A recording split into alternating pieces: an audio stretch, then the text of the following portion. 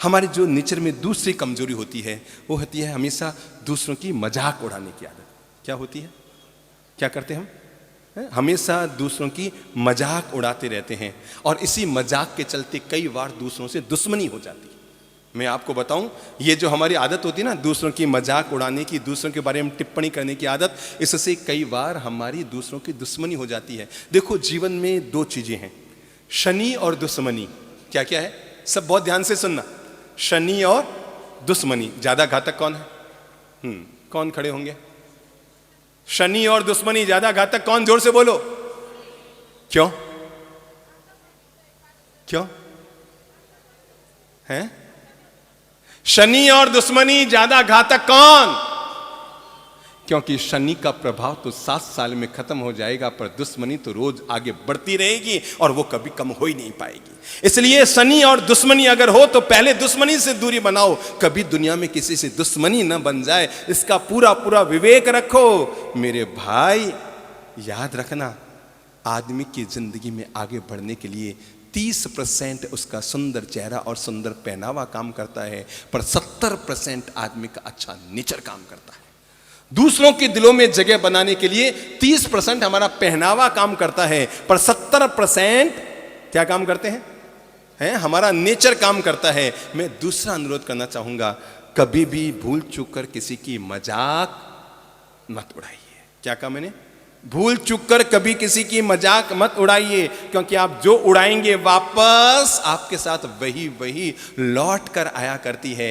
एक बार 4-5 महिलाएं, देखो लोग पति पत्नी भी आपस में कैसे मजाक उड़ा देते हैं एक दूसरे की, मैं समझ नहीं पाता हूँ लोग ऐसे क्यों मजाक उड़ाते हैं। पर हम लोग बातों बातों में एक दूसरे की मजाक उड़ा देते हैं। एक पत्नी ने अपने पति से कहा, आप तो बिल्कुल ही भोड़ा हो।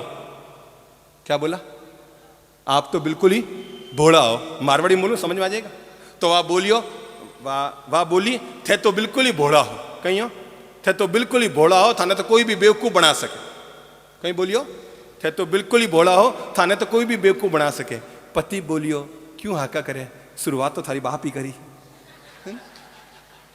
तो अगर आप ऐसे बोलेंगे तो वापस वैसे ही सुनेंगे। तो मेरे पास 5-7 महिलाएं बैठी थी। एक ने कहा, साहब मैं तो बड़ी सिद्धांतवादी हूं, मेरे पति का समय शाम को 7 बजे घर आना, आना मीन्स आना, और अगर नहीं आए तो मैं तो खाना बना बुनू के रख देती हूं, मैं फिर इंजरी विंजरी नहीं करती, मुझसे इंजरी विंजरी नहीं होती। ठीक है, कैसी मजाक उड़ाते मैं बता रहा हूं आपको। दूसरी महिला ने कहा, साहब चारा मैं रात को 8 बजे तक इंजरी करती हूं, अगर वो नहीं आए तो मैं तो खाना बना के रख देती, मैं तो खा लेती हूं, फिर बर्तन वर्तन वही धोते हैं, मैं मरी किचन में पाँव नहीं रखती। तीसरी ने कहा, मैं रात को 9 बजे तक इंजरी करती हूं, अगर तब भी नहीं आए तो मैं तो खाना खा करके अपने बेडरूम में चली जाती हूँ, मैं तो सो भी जाती हूँ। वो अपने आप गर्म करते हैं, खाते हैं, पीते हैं, जैसे उनकी इच्छा करते हैं। महाराज मुझसे इतना नहीं होता। चौथी पत्नी सामने बैठी थी, उसने कहा, महाराज चाहे रात के 1 बज जाए, पर जब तक वो नहीं आते मैं खाना नहीं खाती हूँ। तो आप कौन सी वाली पत्नी पसंद करेंगे खुद के लिए? सबके लिए चौथी वाली। क्यों, अभी घर वाली बहुत तड़ रही है क्या? सबने यूं यूं कर दिया चौथी वाली, ठीक है ना? तो सबको चौथी वाली चाहिए, और मेरे मुंह से भी निकल पड़ा। मैंने कहा, बहन जी आप तो बड़ी देवी महिला है भाई, पहली कहती है 7, दूसरे कहती है 8, तीसरी कहती है 9, उसके बाद सफा चट, पर चौथी कहती है चाहे रात के 1 बज जाए, जब तक मेरे पति नहीं आते मैं खाना नहीं खाती हूं। तो मेरे मन में भी उसके प्रति श्रद्धा जगी। मैंने कहा, बहन जी आप तो बड़ी देवी महिला है, पतिव्रता है। मैंने उनको हाथ जोड़ा, साधुवाद दिया, धन्यवाद दिया। मैंने कहा, बड़ी देवी महिला है। संयोग की बात, पीछे उसका पति बैठा था। कौन बैठा था? पति बैठा था। उसने कहा, महाराज जी धूड़ की देवी महिला है। मैंने कहा, मतलब कि साहब खाना ही मैं आके बनाता हूं।